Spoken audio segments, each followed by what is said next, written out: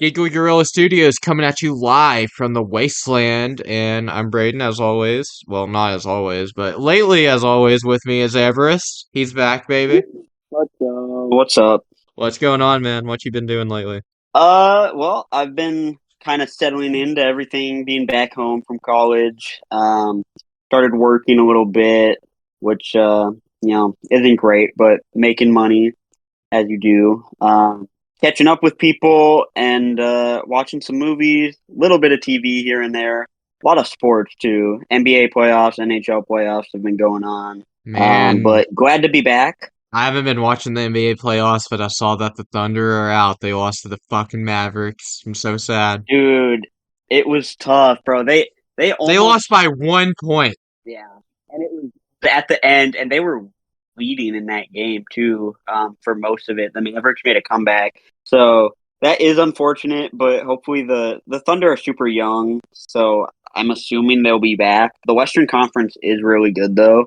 Um, I'm just excited because the Timberwolves beat the Nuggets, and the Timberwolves are going to the Western Conference Finals now. Which I think is just interesting. And the Nuggets won last year, so it's kind of cool to get a guaranteed new champion, I guess. So it's Mavericks versus Timberwolves in the West, and in the East, hmm it's who's playing the Celtics? Do we know yet? Is it the Pacers or The the pace, Knicks? bro. The Pacers versus Celtics Eastern Conference Finals is crazy. Okay, something interesting about the Pacers. I don't know what player it was, and I don't remember what WWE PLE it was, but at like one of the press conferences, a Pacers player was there. I'm like, okay, it's just kind of cool that like an NBA player is a wrestling fan. Yeah, I don't know if I saw that. Who it would have been? The Pacers star player Tyrese Halliburton. He's a guard. But I don't know if it would have been him or not. But yeah, the Pacers are kind of a surprise. To be honest, they've had a pretty like easy path You think the to Celtics are the gonna? Western Conference Finals. Think the Yeah, Celtics are gonna take them out? I think the Celtics are going to beat the Pacers. Um, the Celtics also, I mean, neither team has had that tough of a road here. The Knicks were a really good team, but they got so hurt like throughout the course of the playoffs that by the end of the Pacers series, they just had like literally nobody they could put on the court. You know, as Um, someone that hasn't really watched too much of the NBA since like 2016 or whenever Kevin Durant decided to sell out, because as I said earlier, OKC was my team, and when that happened, it was like a dagger to the heart, man. And I just crushing, man. I just Yeah. couldn't watch basketball. I need to get back into it though. Maybe next season now that OKC is like young and not even quite in their prime yet, they might be on the rise. I'm a loyal hoe when it comes to sports. Like I pick a team and I'm with that team. I'm hoping the Patriots do better this season. I'm ready for the NFL to start back. It's getting to that point for me. I'm ready for football. I've been But feeling that too with like OTAs and everything, and I'm ready, man. I think the Patriots should be at least decent. I'm hoping for you at least, and I I mean, think that I go to division school in has the Boston potential now, to so be the best in the NFL because I still kind of think the Patriots are probably going to be the weakest team just because they're so young and like inexperienced in a lot of aspects. But like yeah, this season, I'm hoping it's better than last, and hopefully in the future it's just looking up for us. But yeah, in the yeah. NBA, the four teams left without a dog in the fight. I'm kind of hoping the Timberwolves win, man, because I can't remember the last time the Timberwolves won a national championship if ever. I don't know if they've ever won the NBA championship. They might be going for their first. The Timberwolves are who I'm pulling for too at this point. I also wouldn't be that upset if the Mavericks won. The Mavericks have Kyrie Irving right now too, who's kind of a controversial player, but he's good at the game. He's fun to watch. Did the Mavericks beat the Heat? Is that their last NBA championship? The Mavericks, yeah, that was their last championship, Damn, man, 2011. that's when I was That's watching. Yeah, Yeah, dude. That's the one. That series is the one like legitimate like claim that you can have against like LeBron. Like the one stain on his legacy is how bad LeBron was in those finals against the Mavericks. Because the Heat should have beat that team, and LeBron was bad. But then LeBron responded by making like seven more finals in a row and winning three of them, and so it is yeah. what it is. But yeah, I'm pulling for the Timberwolves. I like their team. They play really good defense, which is exciting to see in like this era where I feel like a lot of sports are just generally trending more towards offense. The NBA definitely has for the past decade or so with the 3-pointer and everything. So the Timberwolves are kind of like a tough defensive team. Anthony Edwards is awesome. I'm pulling for them. The Celtics should beat the Pacers, so it should be Celtics versus whoever comes out of the West.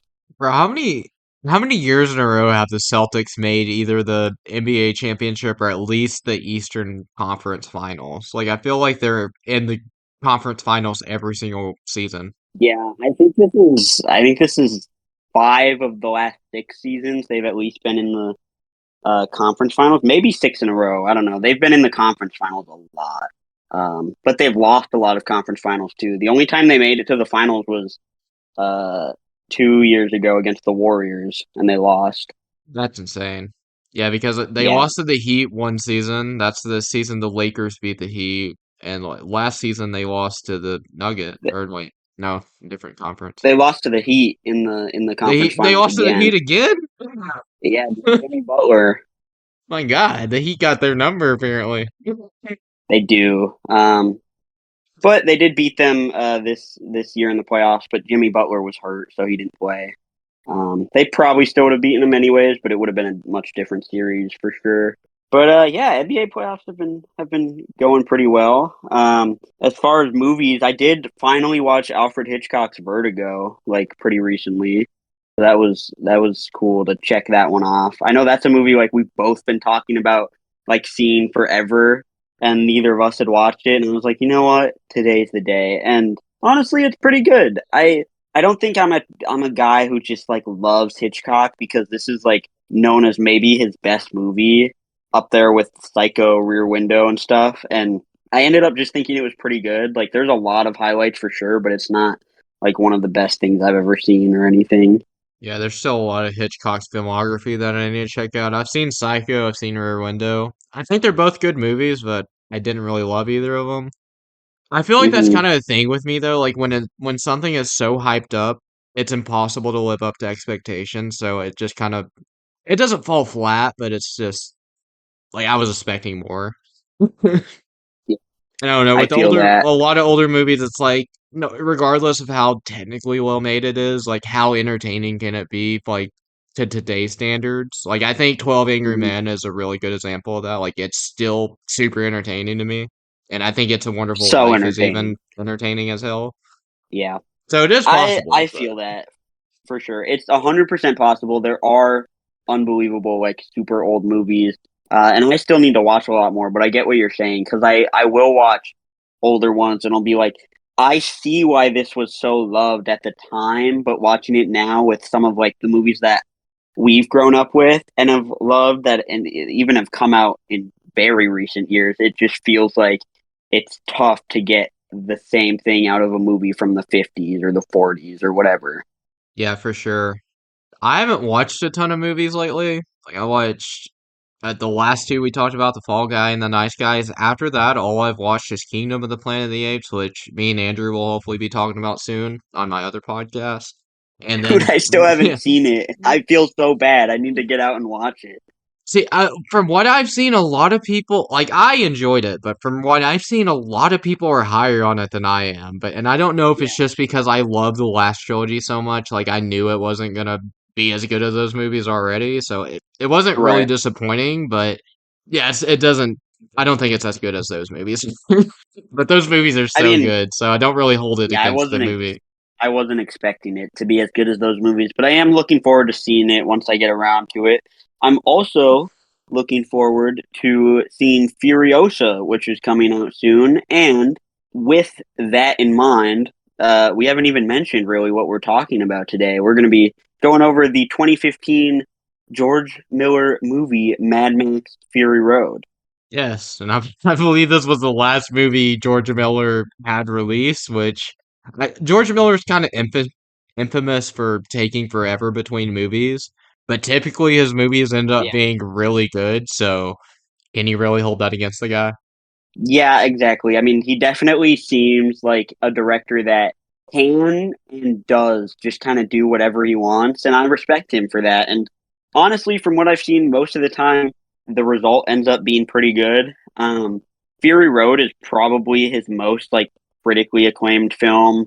The love for this movie, especially in like deeper film circles, is just insane. Like I really like this movie. I did when I first watched it in 2020, and I just rewatched it before we recorded this, and I still really like it. But I would even say I'm lower on this movie than like the general consensus because it's just so beloved. I don't know where you land on it, but definitely a movie that's highly praised. I think I'm probably a little lower on it than the general consensus just because this movie is so beloved. Like, I really, Yeah. really like it. I don't know if I'd go as far to say, like, oh, I love this movie. It's one of my favorite movies ever. In terms of Hmm. action, I think it probably is one of my favorite action movies. Just like there's not a lot of action movies that I love. But Right. in terms of action, I think this is probably one of the best, especially in recent memory. Like the only ones I Uh, can really think of that I would say are better are John Wick, but that's like a totally different style of action than this Different is. type of action. Yeah, I mean, this is clearly better than like all the Fast and Furious stuff, and other things similarly with like involving a lot of cars or like driving and stuff. Um, the Transformers. action, Transformers, yeah, same thing, way better. The action in this movie is incredible. We can get into it in more detail as we go along, but that's probably the standout, as well as just like I think how um seriously this movie takes the like apocalyptic world building, because there's so many little moments that like just round out this crazy wasteland and apocalyptic world that I think really make this movie work. um, Yeah, just the tone and setting of this movie make me want to go back and watch the original Mad Maxes because, like, I'm assuming those might show you how you get there. I don't know if it just starts in this apocalyptic wasteland or if it, like, kind of gravitates towards that, like, takes you there. But even if it does yeah, take you there, I assume there's probably some backstory to how it got here.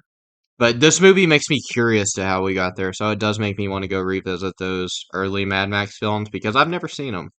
I've only seen the very original one, and I think it was in 2021, maybe. And I honestly don't remember a lot. I thought it was pretty boring, at least compared to this movie. But having rewatched this, having a couple more years since then, maybe I should go back. And I've heard that a lot of the fans um, like Road Warrior better than the original Mad Max as well. So I definitely am not opposed to going back and watching some of those, especially after a rewatch of this one, because I do think this world is like super interesting and well realized. Yeah, the action was really good, as you said. I think just visually, it looks incredible. So good. It looks so good, and I like that you see it like during the day, at night. You see like dust storms. You see all kinds of stuff in this movie, so it doesn't always just look the same, like the same desert wasteland, even though Hmm. that looks good to begin with. So even if it was just that, still wouldn't be bad. But I do enjoy the different atmospheres you get throughout the movie. And I thought the score was really good too. That really stood out to me, especially this time around. Yeah, I noticed the score way more than the first time around. I think it's good, and yeah, this is I don't know if it's like the specific color grading that they do or whatever it is, but just everything about like the desert and the wasteland in this movie looks like oddly beautiful. Like the whole movie's just visually like near perfect, I would say. There's a couple moments that are a little weird, but the other thing that I want to point out pretty early on is that this is like an absolutely perfect marriage between like stunts and just like practical effects, and then visual effects that are done really well and really tastefully that come together to just create this perfect world, because there are tons of really cool practical effects and costuming and stunt work in this that they do for real, and it all looks great. But then there's still a lot of VFX and CGI and stuff in this movie as well, and I think they work together so well. Yeah, one of the most impressive things about this movie to me is like I know there had to be CGI used, but I could not tell you what CGI and what isn't, and that's kind of rare with movies. Yeah. Hmm. So you can tell like a lot of effort and passion went into the detailing of this film, which just little things like that help make a movie from good to great. For sure. I guess if I have like any issues with this movie, which I don't really have many, it's just a super simple like plot and story. Like there's really nothing special going on. I think most of the greatness comes from the look of it paired with just how fun and cool everything in this movie is and the action. But in reality, it's kind of just these guys race out to the middle of the desert, and then they realize they can't get to what they originally wanted, or what they originally wanted is gone. So then they race back, and that's it. Which in some ways is cool, but there's not a lot of depth to the story, which will usually be present in movies that become some of my favorites of all time. But for how simple it is, it's done really well. Yeah, like the only plot really here is that Immortan Joe, who is the main antagonist of the film, has all of these wives, and they are referred to as his prize breeders at the beginning. And Furiosa takes all of them, and she's like, "Yo, I'm taking you to the Green Place. It's a safe haven for you guys. You're getting away from this madman." And then Max is Mm-hmm. just being used as like a blood bag for what was Nicholas Holt's character's name? Like Nux? Is that right? Nuck, I think, Yeah, or Nux. Nuck. I don't know. Yeah, he's just being used as a blood bag at the beginning of this thing, and I'm just imagining being in his position. I'm like, would that be like surely that would be painful at first, but like, wouldn't it get to the point where you're losing so much blood where you wouldn't even feel it? It would, but I don't think he like ever got to that Yeah, because point. he was like conscious throughout that whole thing, which seems Yeah, worse in a lot of ways. it Because he's just does. being used as like a hood ornament at the beginning of this movie when they're chasing after Furiosa. Yeah, And I was just like, I was it's just crazy. imagining myself in his shoes throughout this whole movie, and I'm like, man, it would suck to be him at the beginning of this thing, up until he gets like the mask thing off. Because, Hmm. and what is it with Tom Hardy always being in movies, having things covering his face? He cannot show his face, dude. That's got to be like in his contract or whatever. He's always got a mask or something on. He's like, look, I don't care if the ladies think I'm handsome or not. I cannot show my face. Yeah, dude. But Tom Hardy's great in this. The cast, I think overall is super solid. They don't get like tons of moments to really show off or do like super crazy character acting, but Tom Hardy, Charlize Theron, who plays Furiosa, they definitely have their moments. They're both great. You mentioned Nicholas Holt, who I always forget is in this movie because he's like he transforms into that character. Yeah, no, Um, I looked up the cast list because I was just hearing him at points and I'm like, this guy sounds super familiar to me. Who is it? And I was like, oh, it's Nicholas Holt. That makes a ton of sense. And yeah, and I rewatching this made me kind of more excited to see him as Lex Luthor in Superman because I was like I haven't seen him in a ton of stuff I love him in, but I do love him in this movie. I think he does phenomenal work. Yeah, I think in the role that he's given, which is sort of a side character for a lot of the movie, but then like towards the end, he takes on a bit of a larger role, and he actually has some of the more like emotional story threads throughout it, with him like wanting to get to Valhalla and Yeah, sacrifice himself. I was about to say, I think his arc is maybe the one I enjoyed the most, especially this time around. I didn't really remember it like in so much Hmm. detail from my first watch of it. But yeah, initially he's like totally on Immortan Joe's side. He just wants to get acknowledged by him and like because being acknowledged by him is like, oh, that's your entrance to Valhalla, which I don't totally get because I'm like, how do none of these guys see that this dude is just a madman? Like, like Right. you're not gonna get into heaven by siding with this dude. And I think Yeah. eventually he may realize that because, obviously he flips sides later on, and I really enjoy that about Hmm. his character. Like he has a lot of natural progression. Yeah, and I mean I love the relationship he develops with the one bride. I'm not sure of the individual characters' names, but the one with the red hair. They have a couple really like Yeah, the sweet one with the moments. goggles, dude, she looks so cool. Like just the Dude. shots they had of her, I was like, dude, she looks like such a badass, and I don't even know who this woman is. Like I feel like she's the least featured bride in the movie, but when she is featured, she looks so dope. Yeah. Dude, that's the thing. Everyone in this movie just looks badass. I mean, who would have thought you could make like give Charlize Theron like basically a buzz cut and have her covered in like just filth for an entire like 2 hours, and it's gonna be the coolest she's like ever looked on screen. I mean, the way this movie portrays the characters through like the costuming and makeup and everything is just awesome. I mean, Max with his mask on that he has, and that thing stays on for more of this movie than I remembered. He doesn't get the mask off until like probably halfway through, maybe even a little more. Yeah, no, just that shot of like after the initial wreck and just the Hmm. slow shot of like Max coming out of the sand.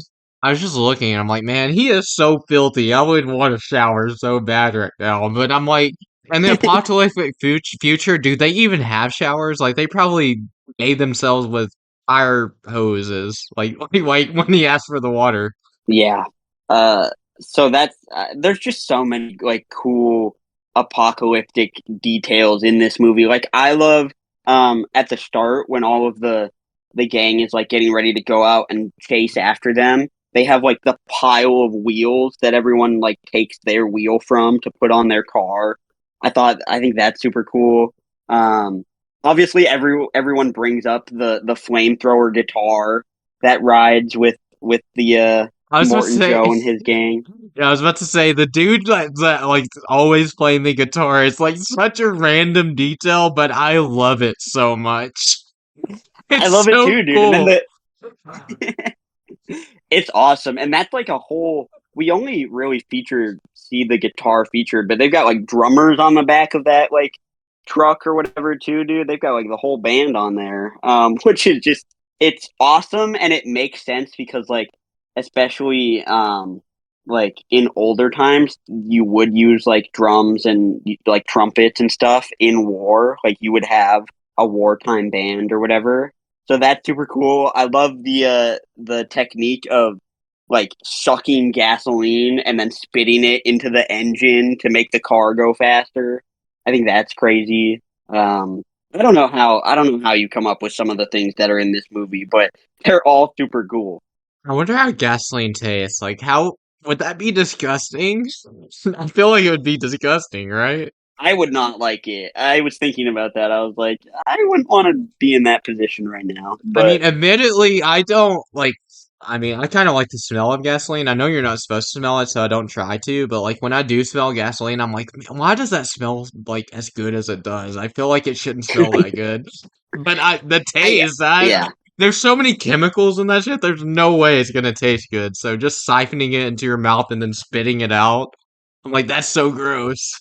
it is gross, but it's also like in the universe.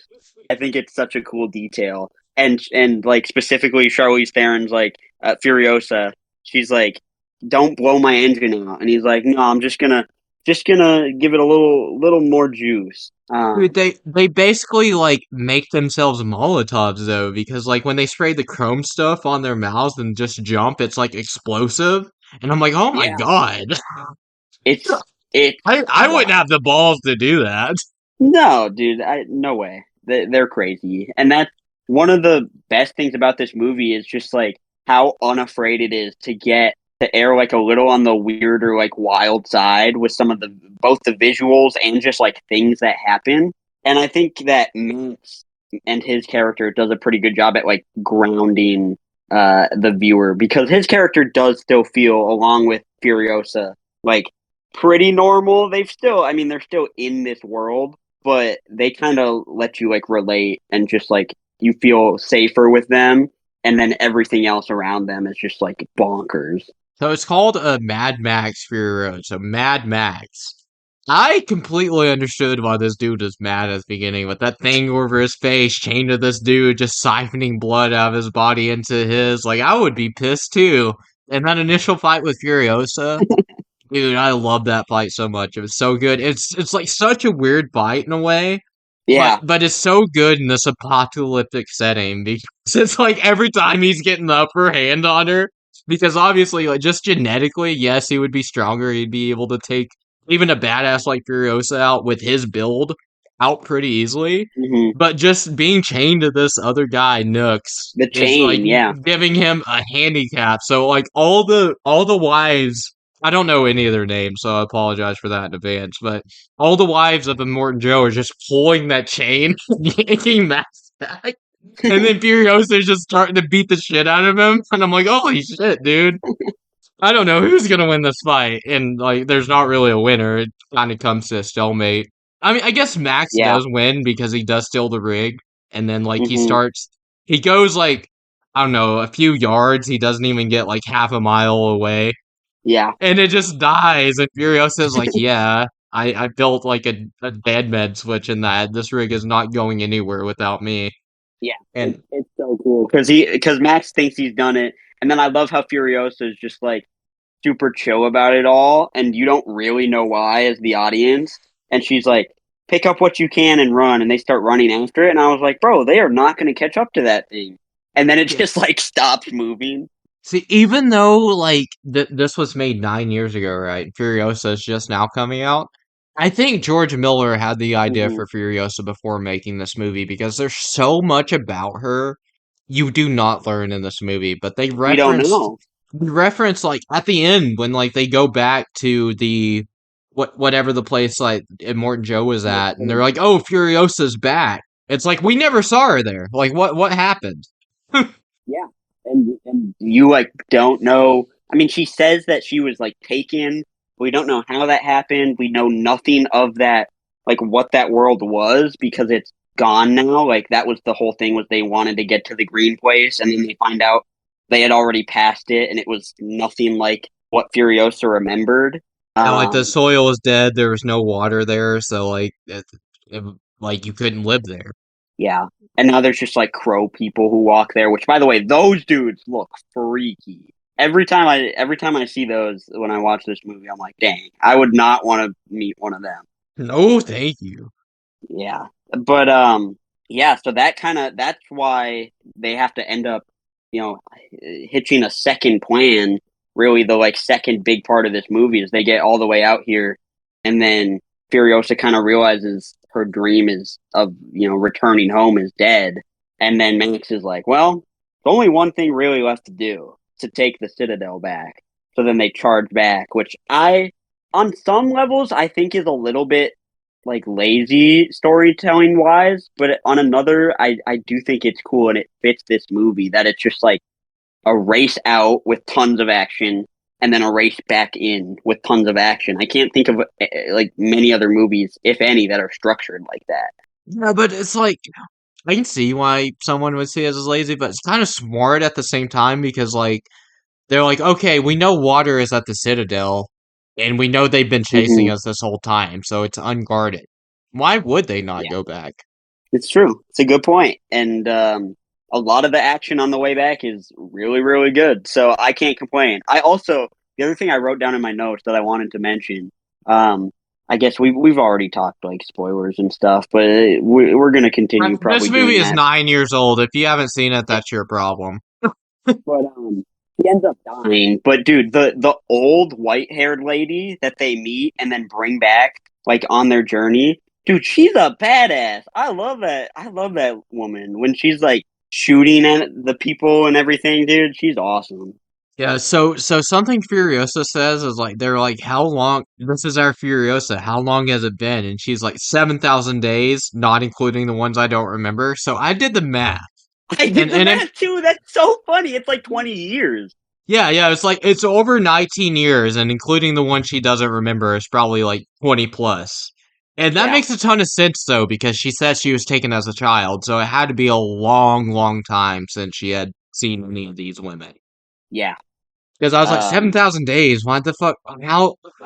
Just insane, first of all, that she has been counting the days. But I'm like, how right. many years has that been? Because It's 7,000 like days is a fits her lot. character too. Yeah. That's almost my entire lifetime. Yeah, that's That so is funny that basically you did your the math entire though. It, lifetime. it literally is my entire lifetime, dude. That's crazy. But no, I did the same thing. I heard 7,000 days, and I took out my calculator, and I Yeah, was me like, too. I did it immediately. I was like, wait, how long is that? How many years is that? And it was like yeah, 19.17 or something like that. But she Hmm. adds that, not including the ones I don't remember. So I was like, okay, if she was taken as a Yeah. child, there's probably like, and considering this is apocalyptic world where he couldn't find water for days or whatever, there's probably quite a few days she can't remember. Yeah. So it's probably somewhere between 19 and 20, maybe even more years, Yeah, which is a probably like long time. 19 But to 25, something like that.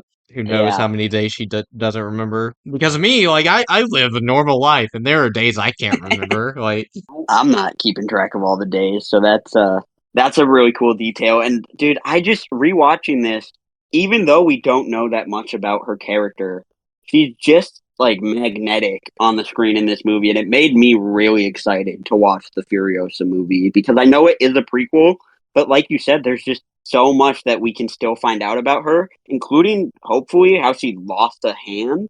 I totally forgot that when I was rewatching this movie. I know you said the same thing. I wonder if we're gonna see that in Furiosa, how she because lost that. there's so many quick shots in this movie, like, and unless there's like a decently long still, which there is at some point of Furiosa, which is why I noticed it in the first place. But like when she's fighting Max, or like when she's in the truck just driving, you don't Hmm. really notice that she has a hand missing because like in the No, truck it doesn't really focus on that, and in the fight with Max, there's so many quick shots that like unless you're really paying attention, you're not gonna notice it. But I think it's like yeah. when they reach the green place and like in the third act is when I finally noticed. I was like, wait, she doesn't have a hand? How did she lose Hmm. that? And then she Yeah. has Well, like there's the the. what is her hand made because she has something like attached to the hand that she doesn't have that like forms a hand. So she like has two hands, but one of them is fake. I don't know what the second hand is, but she has like two hands at the end of this movie. Yeah, I don't know exactly what it is, but it's something. She takes it off for a while, and then she actually uses it to essentially kill Immortan Joe. She like Bro, his death is she hooks it so up, and then helps him badass. like it rips his face off, and like, oh my god, dude, it's so sick. That's what I was. So I love that that's the way he dies because like the entire beginning of the movie when Max had the thing over his face and like when they Hmm. crashed and he woke up in the sand like face first, I'm just like, how did that mask not fuck him up? Like, how is he not bleeding from his face right now? Yeah. Because like if you land face first with that thing on, there's no way that thing's not gonna push up and like bloody your Oh, face. yeah. It would hurt. There's so many things in this movie where I'm like, I don't know how these characters are still here. I think I would just end it if I was in their scenario, dude. I would Like, just kill myself. Yeah, I would rather die than live through this. I'm not, I'm not cut out for that. I'm not like that, dude. Um, but yeah, I think just going through this movie, obviously there's so much great action. I also love Immortan Joe's death. He's just a great villain too. He's like the perfect balance of intimidating, a little bit goofy, um, He just and looks like so cool, dude. He just looks so yeah, badass. yeah. I love the like montage, the short montage at the start of them like giving him all his gear and hooking his mask up and everything. It's awesome. Yeah, probably regrets hooking that mask up. He does, dude. Oh my god, his death is crazy. If you haven't seen this movie, watch it just just to see how the villain dies because it's crazy. Watch it for a lot of other reasons too. Tom Hardy's excellent in it as he always is. Um, but yeah, I think the big thing that I noticed was even though there's not a ton put into like super intricate storytelling or relationships or whatever, a lot of these characters do find their own like personality and have their own arcs or at least work together in a way that's like really enjoyable. Like I like all of the wives. I like Nicholas Holt's character. And so that was at least really fun for me watching it back. Yeah, for sure. And so Richter is like, I he's the main featured son of the Morton Joe. I assume he's probably the oldest of the Morton Joe's Hmm. sons. And I the fight assume so. between Yeah. him and Max at the end is pretty good. And does Richter die? I don't remember if he dies or not because I know he's alive after Morton Joe dies, but I don't know if he dies after that or not. I don't think so. At least I don't think we Uh, saw his death if he did. yeah, first seeing his death. It could have been, or no, doesn't, isn't that how, that's the purpose of, Nux's sacrifice, right? Because he's like on Nux's car and then he spins out on purpose and that's his like witness me. I think that's when Richter dies. Oh yeah, yeah, I think you're right because it like has that long fade to black, and Hmm. I kind of took that just as like their descent into Valhalla, at least Nux's, because that was his entire arc basically, and I think he did enough good that warranted his entrance into Valhalla.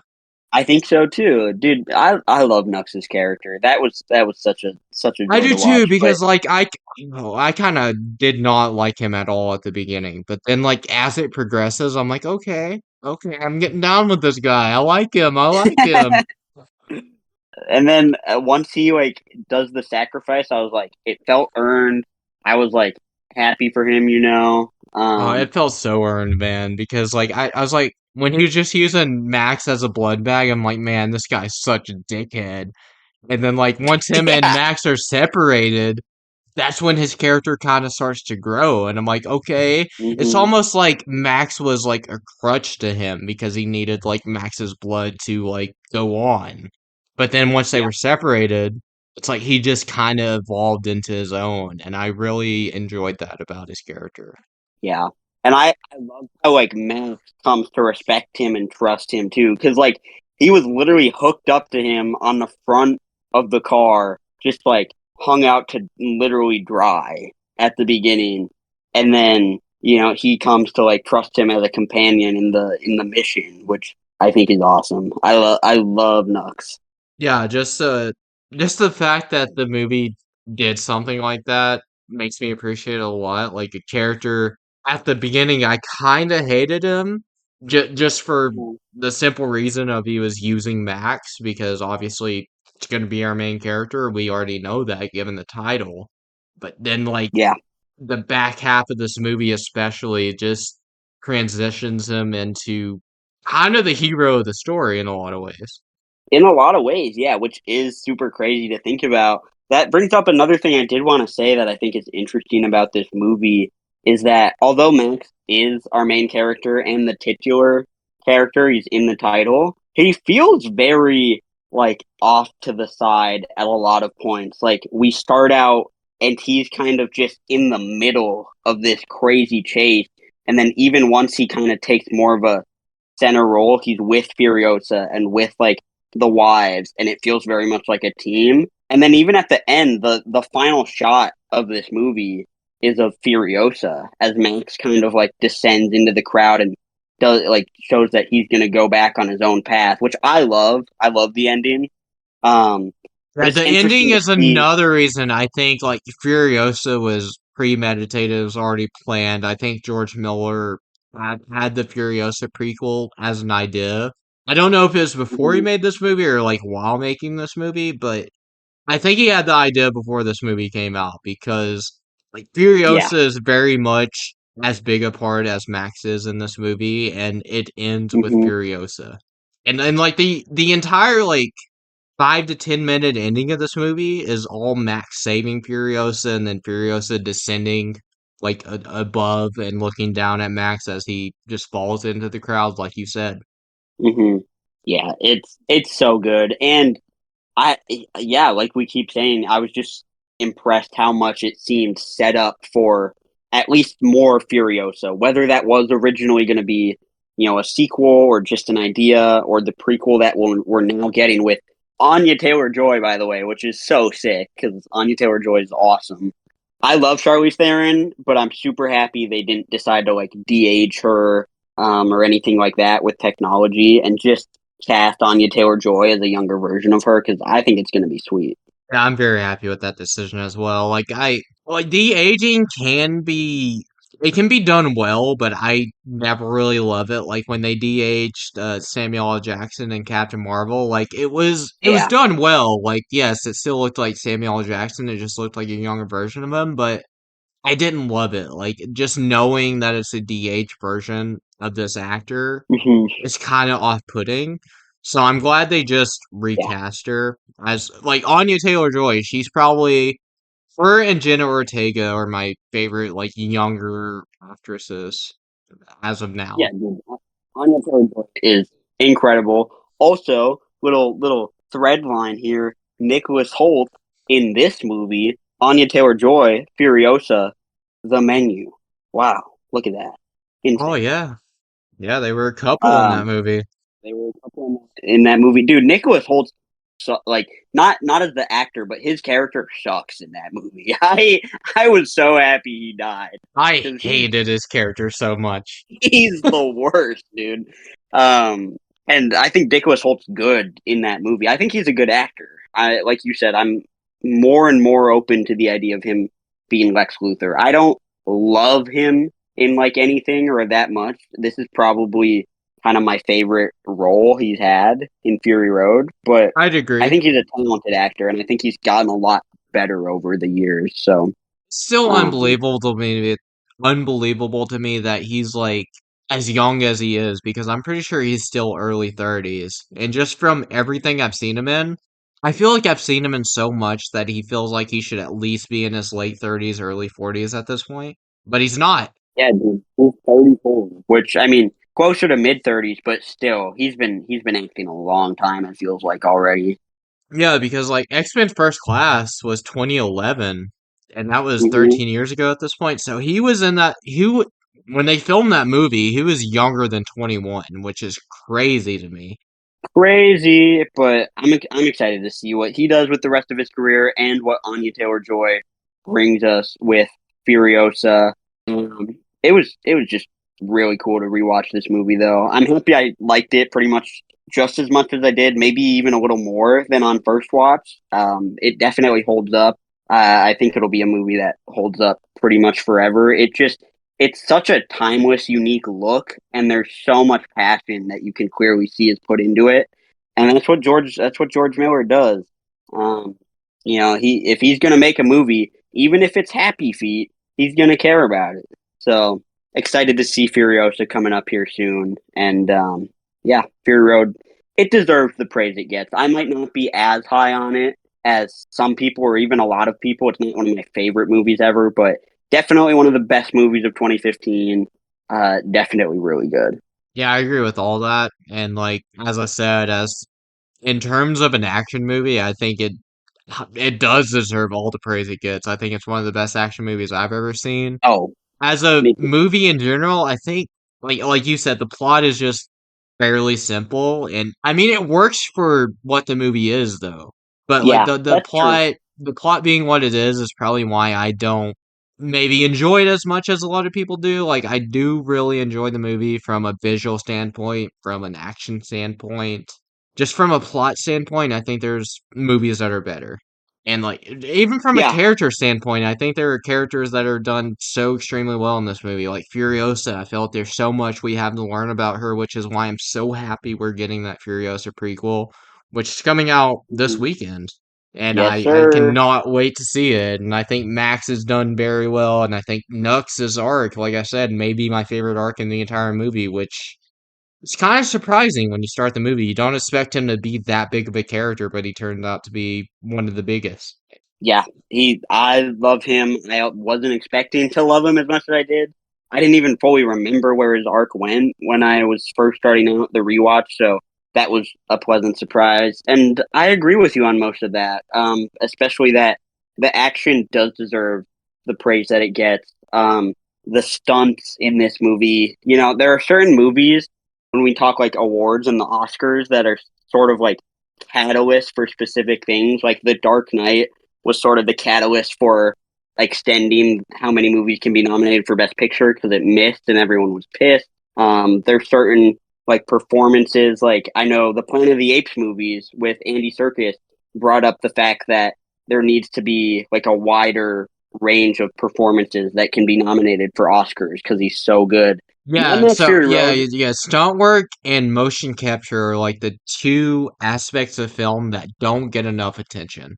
yeah, And what I was leading to is Mad Max Fury Road. This movie is, I think, along with others for sure, but this one is the movie that says stunts need to be a category at the Oscars, and they are important, and they do get overlooked because it's incredible. So good. Like, man, so many of the stunts are like what make this movie in a lot of ways. Yeah, Like, but like one of the most memorable moments to me is like when that I don't know what they were, but the guys that were looking for the fuel from Furiosa, like one of their bikes goes under the war vehicle, and I'm like, that's mhm, such a cool shot.